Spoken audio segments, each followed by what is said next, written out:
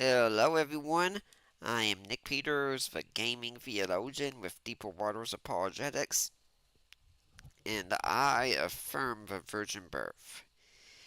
We're going back to Zelda II again, and as you can see, things haven't changed, but before we get started,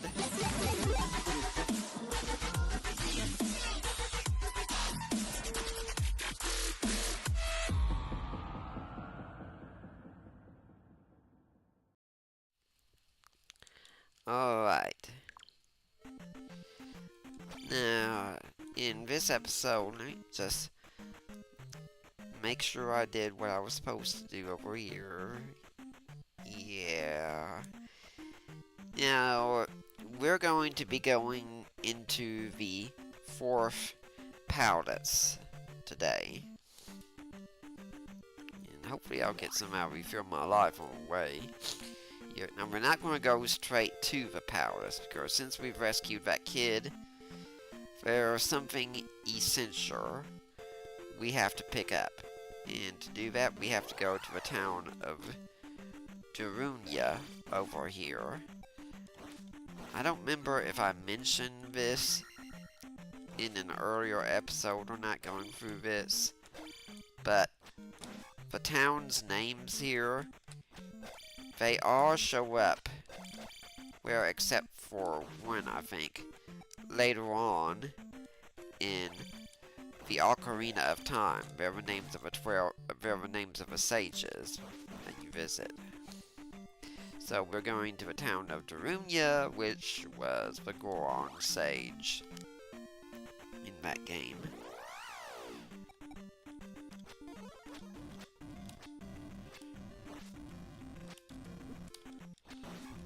There's not a fly more annoying than this one here that just keeps dropping rocks on you.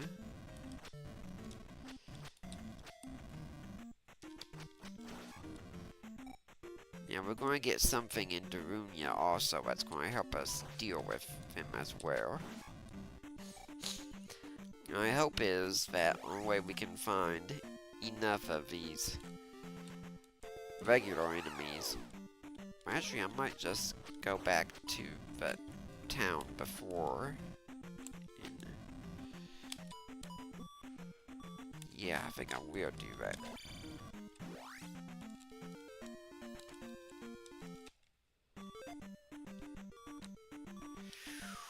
This is going to be tough.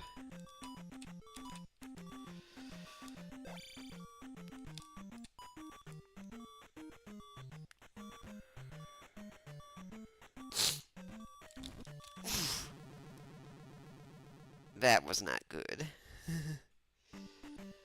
But I keep my mistakes in here just so you all can see them too. I'm not a perfect player, even at this point.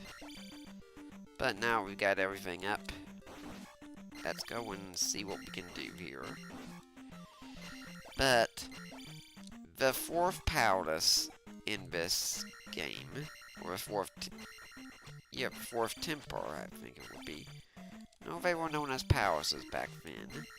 The fourth palace is all about magic. We're going to be fighting what are the equivalents of wizrobes in this game.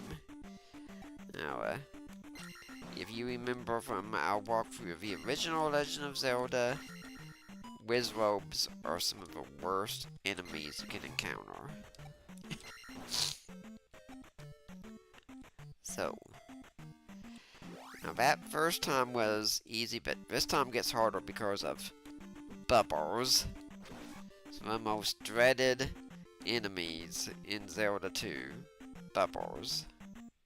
We'll wait and just let this guy finish himself off. It's not so much they damage you, it's that they knock you back when they damage you. And that can easily make you fall into those pits. Okay, here's the town of Darunia. Just so you all can see it.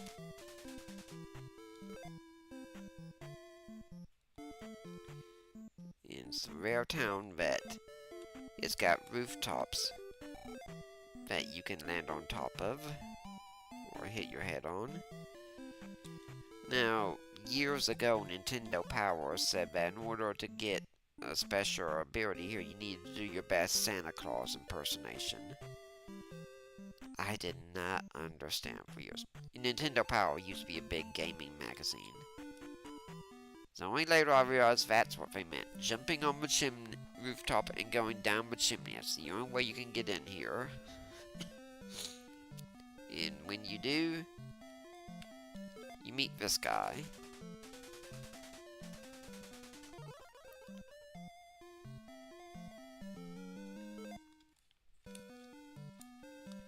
Now you can do the upward thrust followed by the downward thrust, but you can't go the other way. If you start going down, you just keep going down.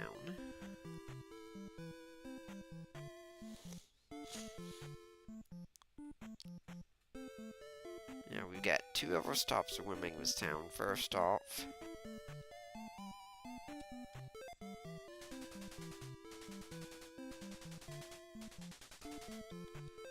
now how this old lady had a child that young?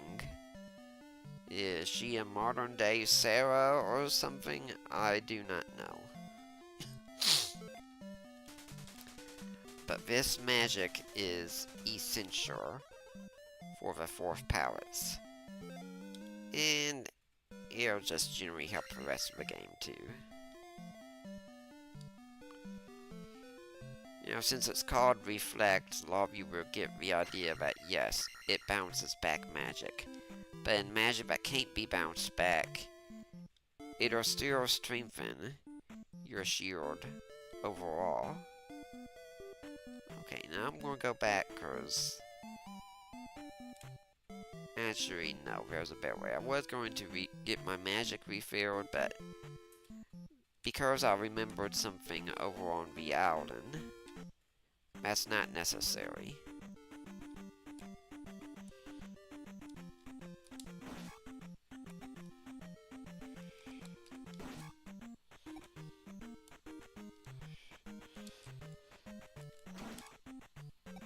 Just trying to get that experience.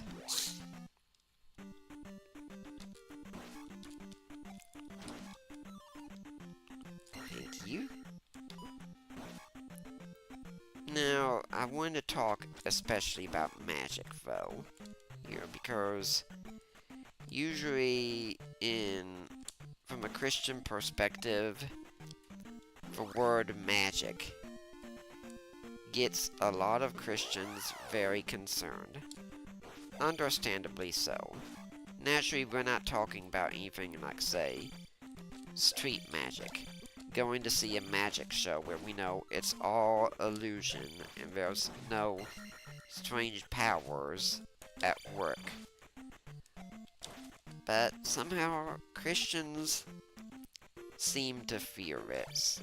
One thing I'll say is, there is such a saying as giving the devil his due, but we overdo that a lot. We make the devil be pretty much omnipresent, in charge of everything in the world, and I'm going to go down to that town again. And it's like we think the devil has more power in the world than God does. Not a good state for us to be in. Yeah, those give a nice 200 experience points. Now, there is a real magic to be feared and to be avoided. The New Age movement, for instance, which in our world actually attempts to call on real beings and control them through various means to real effect. And as long as I'm here, I might as well refill. But whenever we're looking at a fantasy world, we have to take that world on its own terms and not press our ideas of reality onto it. If anything, magic in stories, I think, should actually give us hope. When we see something like this game, we look and say, okay, Link has abilities that are magic, such as being able to cast 3 spells. And we say, okay, that's fine. And we just accept it. It also does not require denying reality. It's one thing to say Link can cast a fire spell. It's another thing to say Link both cast and did not cast a fire spell. Now these spiders, they look the same, but they're actually tougher, but fortunately we're tough enough that it doesn't really matter. I mean, they might be able to deal more damage to us, but we in turn can kill them just as easily and get the experience points. See, what I was talking about there, though, was that to do something and not do something at the same time in the same sense involves a contradiction. And no matter what powers are involved, contradictions cannot take place. Yes, that includes with God. Nonsense doesn't cease to be nonsense if you add the words God too can in front of it, as C.S. Lewis said years ago. God cannot do contradictions because that involves making something that violates reality itself. Reality cannot be two contradictory things. It has not a limitation on God, which has always been known to not fit in with omnipotence. It's nothing new, despite what your internet atheist friends may tell you. Magic is also not the same as a miracle. A miracle is an act of God that He freely does in the world. Yeah, yes, this is what I was going for. And you cannot force God to do a miracle. You can ask for one, you can pray for one, but you will not force. God does everything of His own free will that He does. No one can make Him do anything that He does not want to do. He holds all the cards. So at the start then, we've said that New Age, magic, and things like that are to be avoided. Okay, and I'll tell you, if you're playing a game with magic and you personally think you're doing something wrong, okay, then don't do that. That's fine. But some movements like, say, the Satanic Panic of the past did a whole lot more harm than good for us.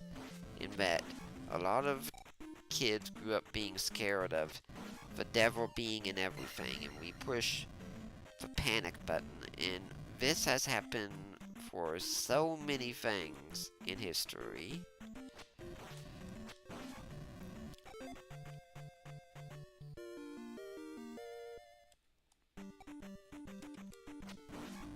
Okay, yes, when to finish that off. This happened when comic books came out.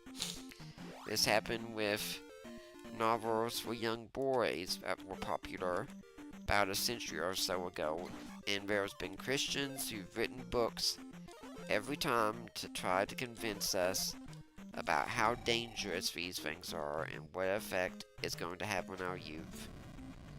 And pretty much every time, we've been wrong. The worst dangers to our youth are the things that we've already known about for years. such as, sex outside of marriage, for instance, and pornography and things of that sort. That's the kind of thing we should be concerned about. Okay, I'm gonna finish off this thing first.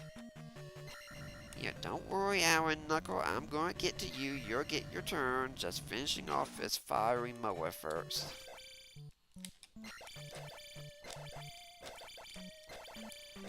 Now, if you really wanted to, something else you could do here is you could just keep coming in and out of the stage over and over again and again, and fighting the mower and the Iron Knuckle, and eventually you get red magic to fill your health up, but I'm not going to do that. Now, we should start seeing the Wizrobes show up sometime around here, and you'd be surprised they are rather easy with Reflect Magic.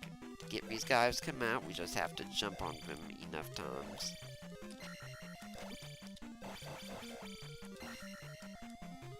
Okay. The thing is that magic should, in essence, at least magic in stories, should show us rather the bankruptcy of materialistic worldviews.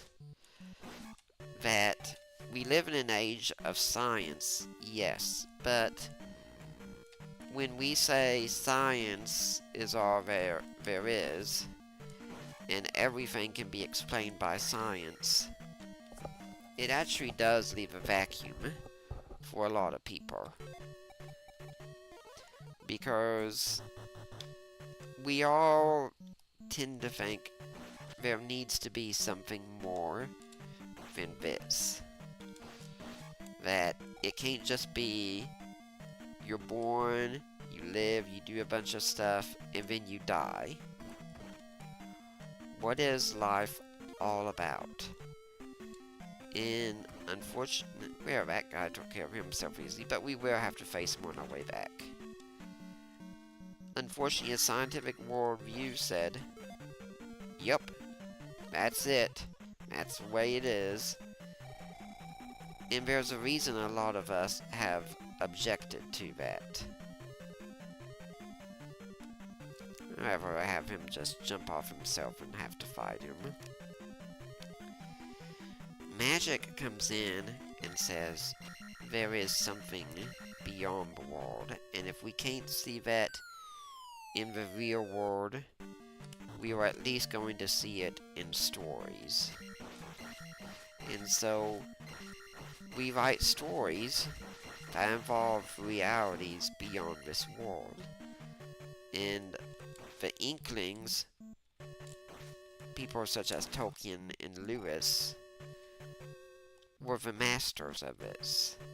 Ones that changed everything. And both of them were devout Christians. Tolkien even wrote an essay called On Fairy Stories, defending the idea that these stories, we need them in our culture today. Now, one of the first things you'll be told a lot of times is, well, stories like this of make-believe and things that aren't real, yeah, it's just escapism. And an answer we can say, partially, yes. But if a man is trapped, as Tolkien would say, in a prison, should he not want to escape? Why wouldn't he? Whew, that was close. We look at escape as if it's inherently a bad thing, but if reality is broken to some extent, we need escape. And work is a good thing. We should all be trying to work if we can. But there is some truth to the saying of all work and no play. We need time for just fun things too. And I find it amazing also as a gamer that I'm told, if I go and play a video game like this, that I am wasting my life. But instead, if I sit down and say, watch a bunch of people do something with a ball on television, well, that's okay. If you like watching sports, I'm not trying to knock that at all. There's a lot of sports fans, I'm sure, here. I mean, sports video games sell for a reason, but I am saying that it seems strange that something that is entirely passive that we do is acceptable, but something active that engages your mind and tests your skills is not acceptable. Of course, things can be done too much at times, but that's not going on here. Okay, here's Wizrobes. How difficult are they to beat here? Let's see if maybe these have...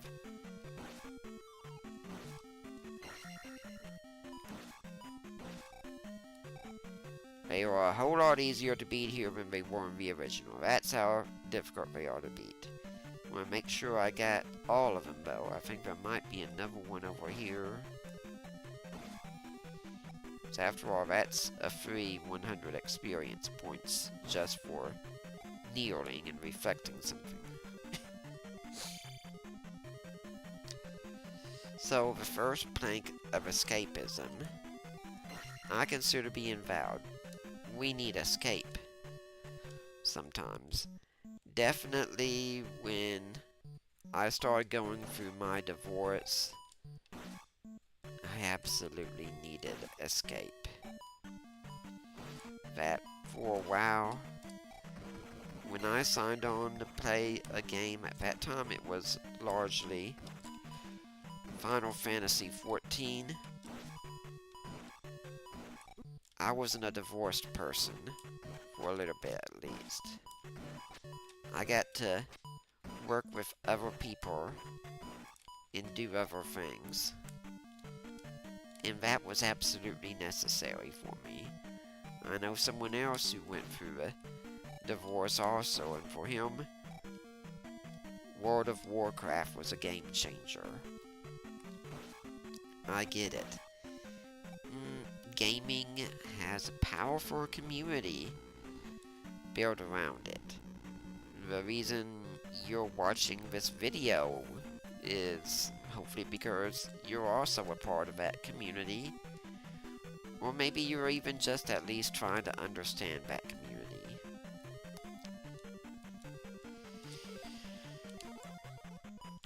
Everyone needs something they can do just to get away sometimes. And if yours is gaming, enjoy it. Enjoy it, quoting 1 Corinthians 10:31, to the glory of God. After all, 1 Corinthians 10:31 says, whether you eat or drink, whatever you do, do it to the glory of God. And in the context, Paul is talking about going to a feast.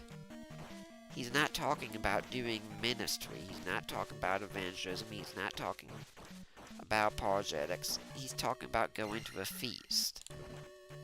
And yes, he talks about your conduct there, but he just says, when it comes to eating and drinking, he says, do it to the glory of God. Play your games and give thanks to God that people have developed this technology that are telling stories through games, that are developing puzzles and problems for us to solve. It is something we should celebrate.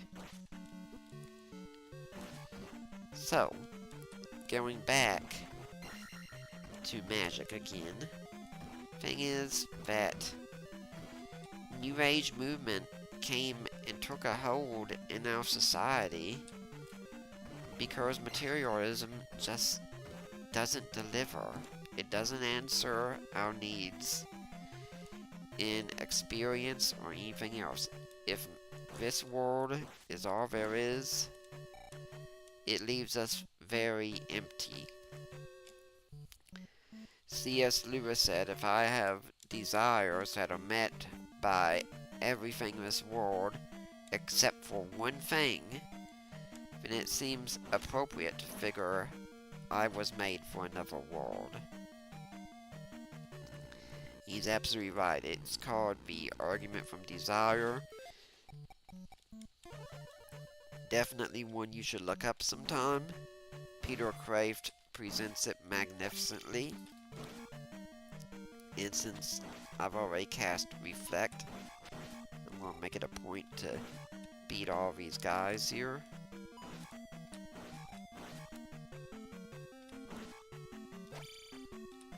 I don't think I have a key yet. Oh, I do. But either way, I'm going to go over here too anyway. So we're going to go right first. When we have yearnings for something beyond the ordinary, beyond the everyday, maybe we should listen to that some and see if there might be a clue in reality. Note you can also hold this position without being anti-science. Science is a great thing.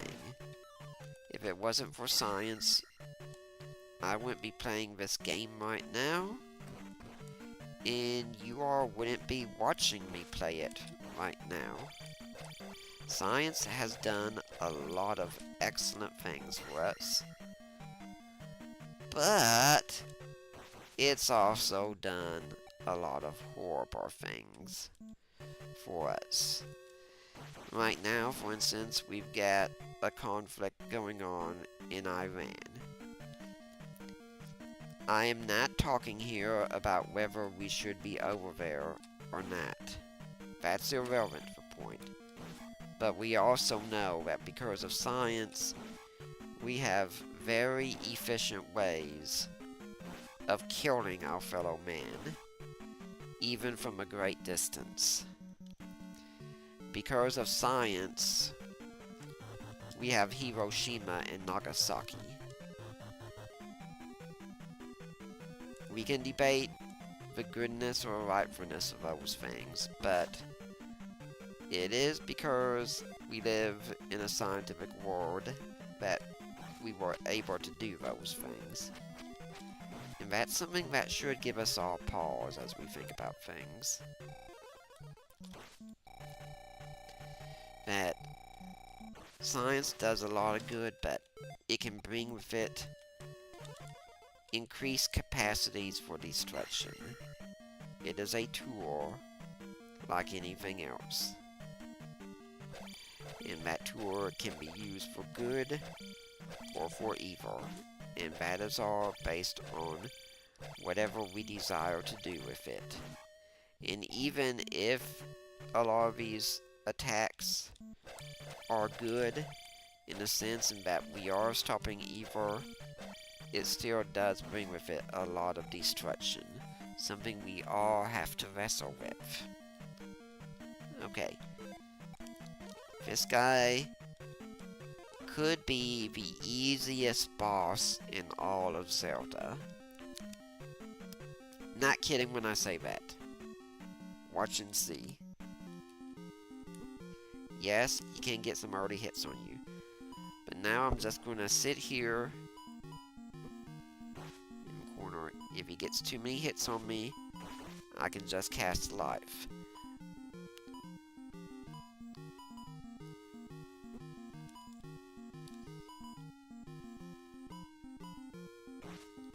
It can take a while to beat him.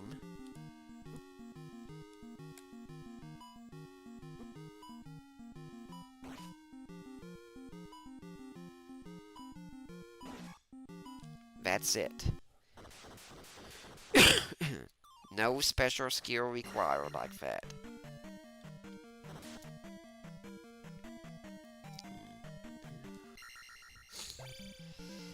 I actually argued that as soon as we have a story show up where there is a free will actor in it,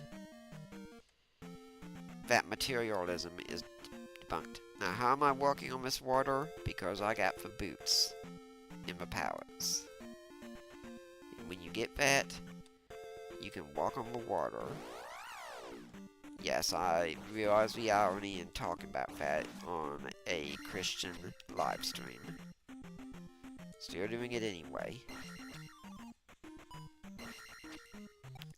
Anyway, as I was talking about stories there, whenever you have a free will agent show up, what is really being said is that there is something out there that transcends the material world, that goes against just what matter wants it to do. If you had exhaustive, perfect knowledge of how the laws of physics were to work, for instance, you could tell exactly what would happen when you did something like, say, shot a cue ball into a group of pool balls, for instance. You know exactly where each one of them is going to go, how it's going to land, everything. Because that's what science can do for you. And we're going to finish this dungeon today, and this power statement will be it.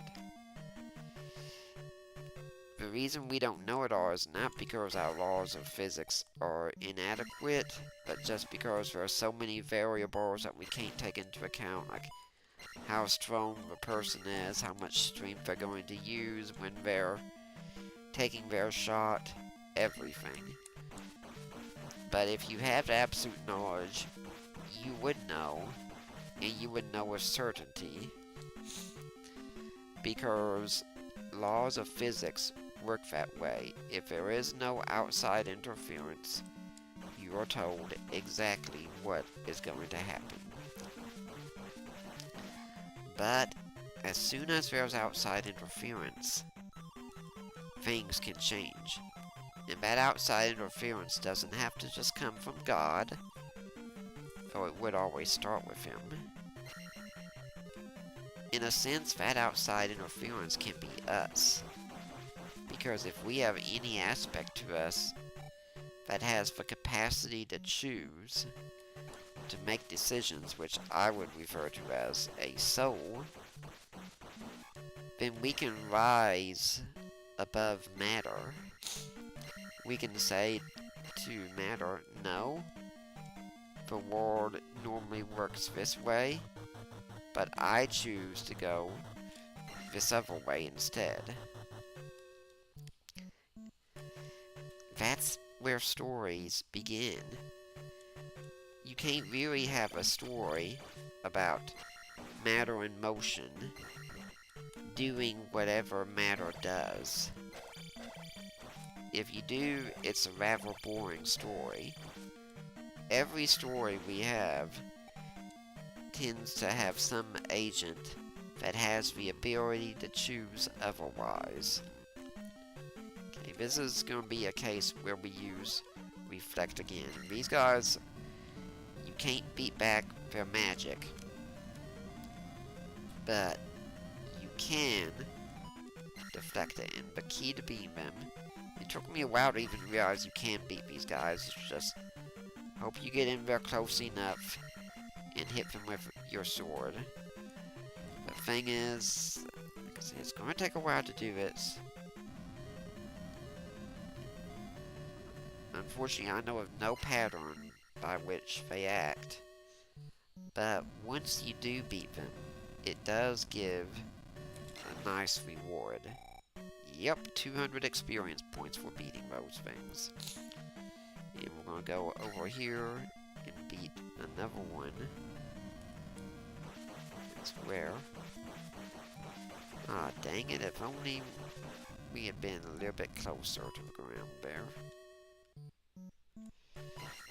Even when we have stories that involve things that normally could not choose otherwise, we give them enough humanism that they can. Even if it was something like, say, oh, Thomas the Tank Engine. It's normally a train has to stay on its tracks and act a certain way. And no, I've never seen an episode, so I can't say, but in here, a train can presumably do things different that a train normally can't do. If it was just watching trains, that can be interesting for a while, but it's not going to be a story. Stories depend on the ability to look at the situation and say, it is going to be different. And that is a power that we are given in our lives now. Some of you might want to look at this and do a debate on Calvinism or Arminianism. You think that? I'm not interested in that. I'm just going to go and assume that we have the ability to choose otherwise. And if you want to debate Calvinism here, go somewhere else and do it, because I really am not interested in that debate at all. Okay, now, it might sound like I'm being strange here, just wasting my time, as it were, waiting for these blocks to fall. There is a purpose, and I will show it to you soon as I get enough of these blocks to fall.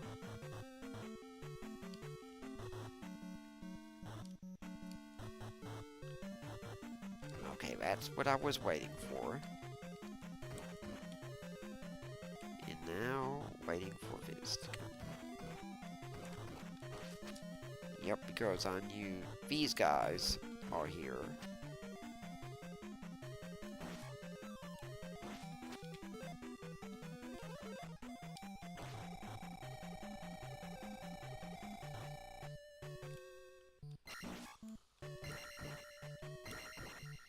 And because of that, I was able to deal with him. And when you've gone through this game enough, you kind of know what's coming. These guys are way over. Now when we take 2 hits, so much easier to deal with.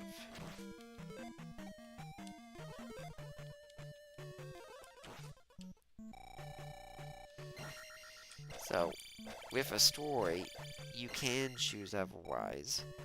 You're not just placed at the whims of the universe, of whatever would normally happen. Things can be different for you. And this is something really incredible that we can take for granted in our world. We have the ability to choose. We cannot control what happens to us the overwhelming majority of times, but we can control how we will respond to it. That's on you. And a lot of the suffering we go through in life, I think it's because we fail to see life as a story. We see it as more of a death sentence in those times. And that's not a good way to see it. See it as an adventure. It's not always going to be glamour and galore and fun. But imagine if you really were Link going through this. You think if you got hit by that magic from that wizard that was a fire, that you'd be going to say, "Boy, I'm having so much fun right now." Probably not. But from our perspective, we look and say, this is an adventure. Yeah, I'm not worried about these things so much.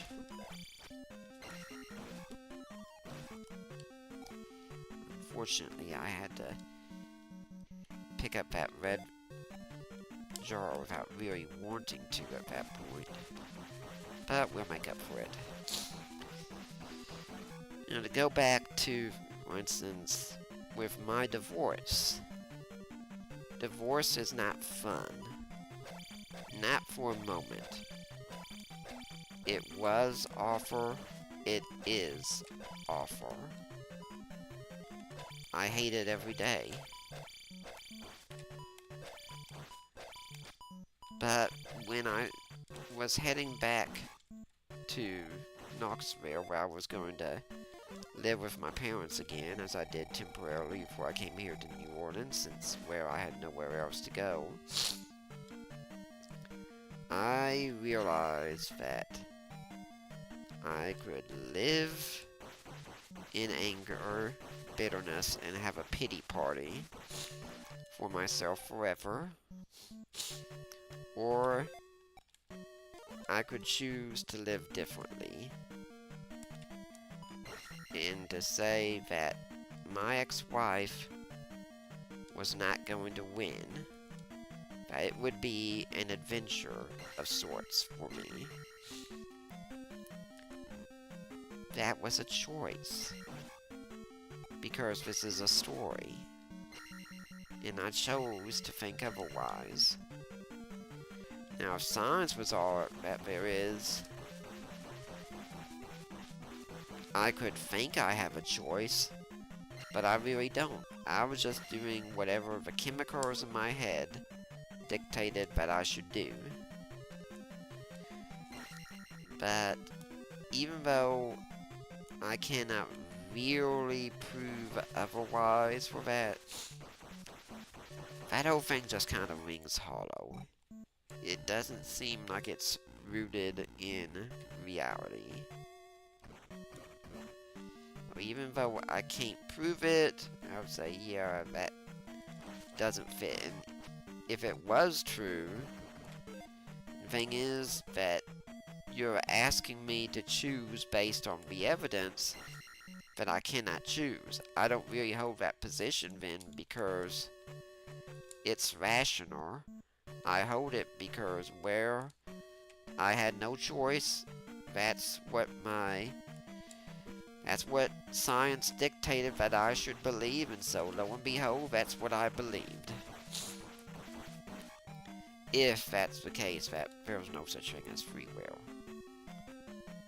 And if we're just matter in motion, and that's all we do, is just do whatever our genes tell us, as Richard Dawkins says, DNA neither knows nor cares, it just is, and we dance to its music.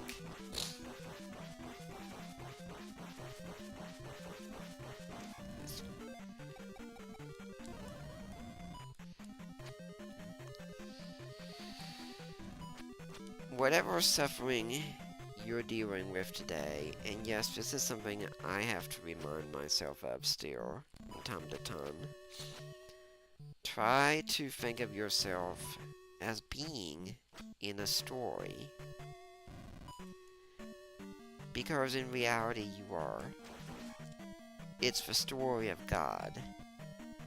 And He created you to play a part in it. That part is really to reflect the glory of Christ. You can choose to play that part, but you can also choose to play whatever other part you want to play instead. In other words, you can choose to reject the way of God. And if you do that, well, there will be consequences, because the story, it doesn't guarantee you a happy ending. And we're going to talk about that more in another episode, actually, about the point of stories. Now, if you remember earlier when we fought one of these guys on the floor above, I didn't point out then, but there was a key on the other side of him. And yes, we want that key. So how do we get to it? Well, first I'm going to refill my life here. I never would have known about that without Nintendo Power Magazine, but yet it is essential to finishing this level. Okay, we don't have enough magic to do reflect now, so we have to be very careful how we do this. Keep in mind when I say this, I'm not trying to trivialize whatever you might be going through any more than I would have trivialized my divorce. It's nothing trivial. It's serious, at least to you. And if that's the case, you should treat it seriously. But whatever it is, the response is still the same. You get to choose how you respond to it. I'm also not going to deny that you can get help for this. Which also, if need be, I fully allow medication that can help with that. I take some myself as well. But I tell you, if you're going to take medication, yeah, I consider it mandatory that you take therapy at the same time. And I do have a therapist that I see, as I'm still working through and processing the path of divorce. And this is a rather good place to wait. Or at least I had one.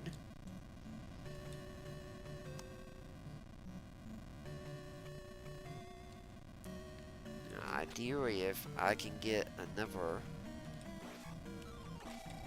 Yes.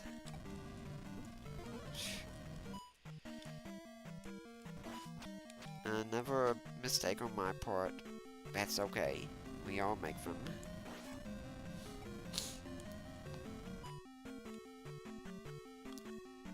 one just needs to get close enough, and there we go.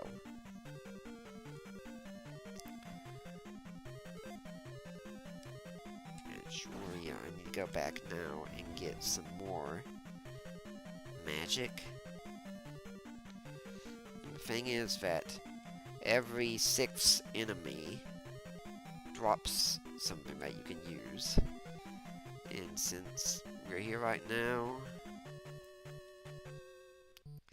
and once you know it, now we're finally, there are some blue ones.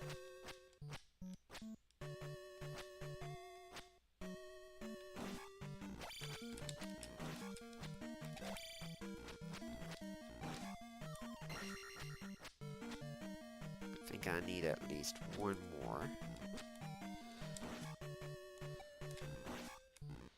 And if I do die, then we're just going to finish this another time and realize these things happen sometimes.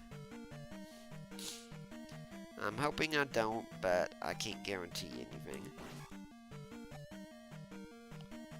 And I would just need one more of these. I mean, I could sit here and just keep grinding to get magic until I can get enough to cast a life spell, but I don't want to make you guys have to wait. I can't believe I did that.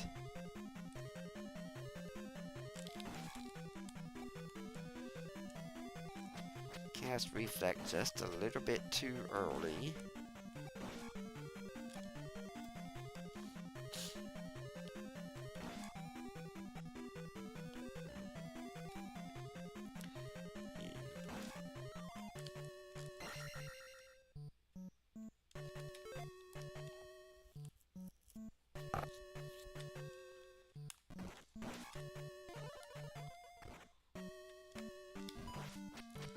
So we're about to get a level up.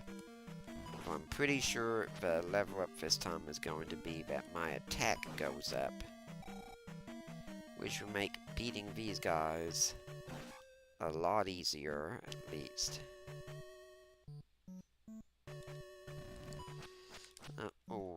Anyway, as I've been saying, I think the thing is, ultimately, that Materialism has failed to deliver.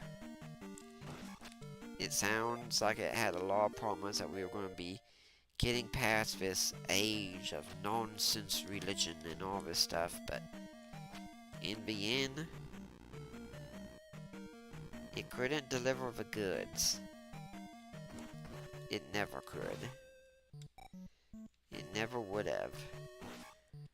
We need something more. Something in the area of experience.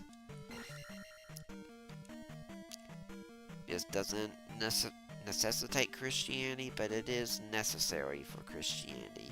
For Christianity to be true, this world cannot be all there is. There has to be some higher reality beyond what we have. So, having said all that, I hope that's given you a lot to think about. For now, let's just talk about Zelda II from this point here.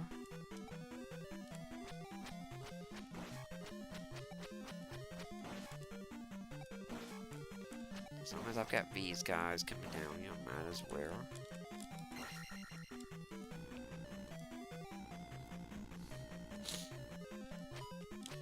Oh, great.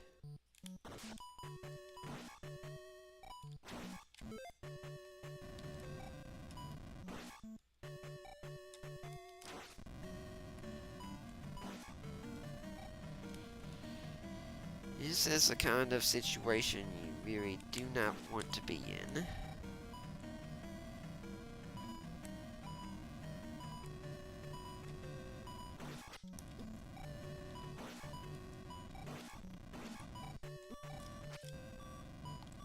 Like I said, if I die here,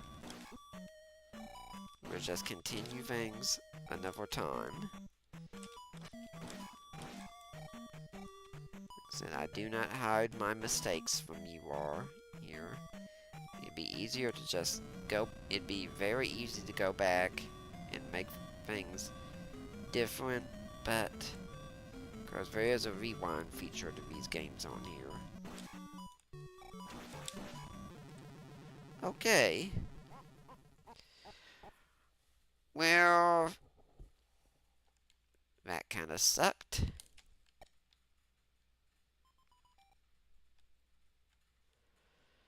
But anyway, here we are again. And next time, we will go back to that palace. And this time, we're going to finish it off. Okay? For now, I'm Nick Peters, a gaming theologian, and I affirm the virgin birth.